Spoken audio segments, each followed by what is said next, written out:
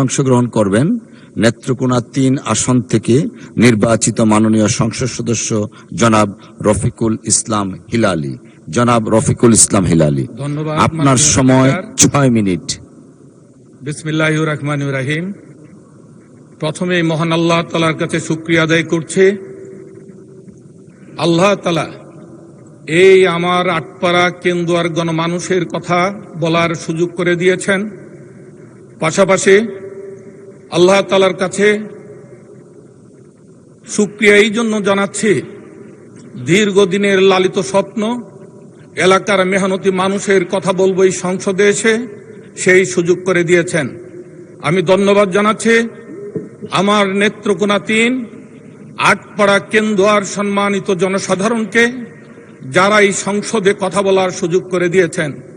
আমি ধন্যবাদ জানাচ্ছি মাননীয় প্রধানমন্ত্রীর প্রতি, শত চক্রান্তের পরও আমাকে মনোনয়ন দিয়ে যে আস্থায় রেখেছিলেন, তার প্রতিফলন আমার নির্বাচনী এলাকার জনগণ দিয়েছে।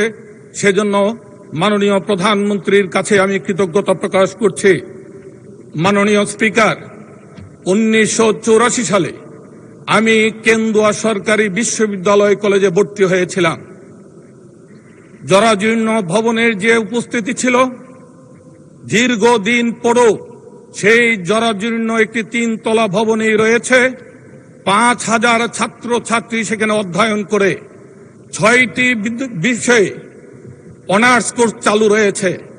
সেখানে যদি মাননীয় স্পিকার আপনি, সেদিন আমি দেখতে গিয়েছিলাম, যদিও গত 17 বৎসর সেই সৌভাগ্য আমার হয়নি, কিন্তু দীর্ঘদিন পর যখন আমার সেই প্রিয় প্রতিষ্ঠানে গেলাম, সেখানে ছাত্র ছাত্রীদের পড়াশোনার জন্য মুরগির খোয়ারের মতো ব্যবস্থা রয়েছে। মাননীয় স্পিকার, হৃদয়ে রক্তকরণ হয়েছে। মাননীয় শিক্ষামন্ত্রীর কাছে আমি অনুরোধ করছি, অনতি বিলম্বে আমার সেই কেন্দুয়া সরকারি বিশ্ববিদ্যালয় কলেজে একটি বহুতল ভবন ব্যবস্থা করা হোক এবং এটি দ্রুততম সময়ে করা হোক, এই দাবি আমি জানাচ্ছি। মাননীয় স্পিকার, 6 লক্ষ জনগণের বসবাস আমার কেন্দুয়া উপজেলা, 50 শয্যা বিশিষ্ট হাসপাতাল রয়েছে।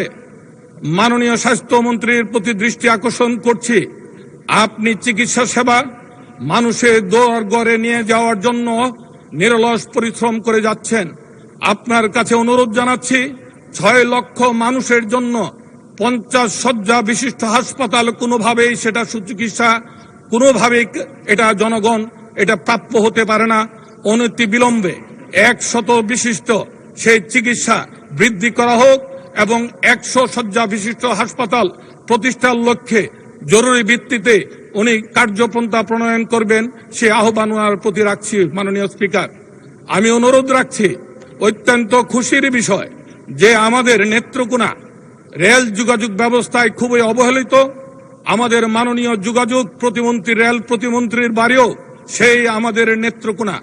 ওনার কাছে আমি অনুরোধ রাখছি, সেই নেত্রকোনা থেকে আটপাড়া, মদন, কেন্দুয়া হয়ে 18 বাড়িতে সংযোগ দেওয়া হোক।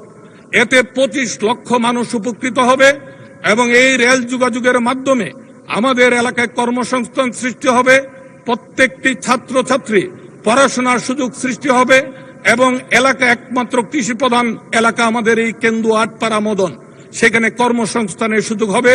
সেই জন্য মাননীয় রেল যোগাযোগ মন্ত্রী, প্রতিমন্ত্রী কাছে বিনীতভাবে অনুরোধ করছি, আমাদের এই রেল যোগাযোগের প্রয়োজনীয় ব্যবস্থা গ্রহণ করা হোক। মাননীয় স্পিকার, দীর্ঘদিন আমরা দেখেছি স্বাধীনতার চেতনা নিয়ে ব্যবসা একটি দল করেছে। যারাই আওয়ামী লীগ করত, তারাই স্বাধীনতার সপক্ষের শক্তি, চেতনার ধারক এবং বাহক হয়ে যেত। এখনো আমি আশঙ্কা করছি, জুলাই আন্দোলনে হাজার হাজার মানুষের মৃত্যুর মধ্য দিয়ে যে আজকে আমরা সংসদে উপস্থিত হতে পেরেছি, সেখানে আমাদের নেত্রকোনা জেলায় 17 জন শহীদ হয়েছে। এই 17 জনের বাড়িতে বাড়িতে আমরা গিয়েছি এবং আমার নির্বাচনী এলাকার 4 জন শাহাদত বরণ করেছে জুলাই আন্দোলনে, যারা প্রত্যেকে বিএনপির নেতা এবং কর্মী। এবং আমরা যদি দেখি, নেত্রকোনা জেলার 17 জনের মধ্যে 14 জন আমাদের বিএনপির নেতা কর্মী। তার জন্য আমি কখনোই বলবো না জুলাই আন্দোলনের একমাত্র ধারক বাহক শুধু বিএনপি, কথা আমি বলতে চাই না।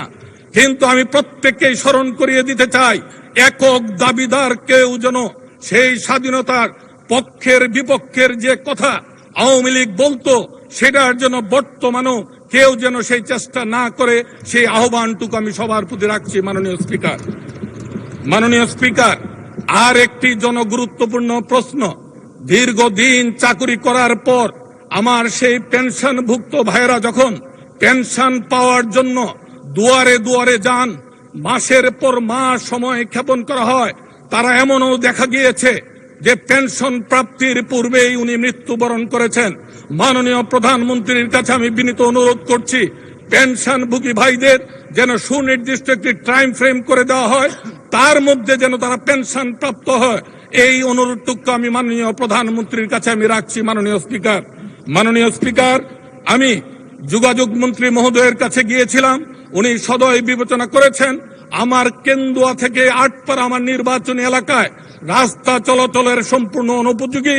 এই রাস্তাটি দ্রুত সংস্কার করার জন্য ওনাকে অনুরোধ জানিয়েছি। কেন্দুয়া থেকে তারাইল রাস্তাটুকু খুব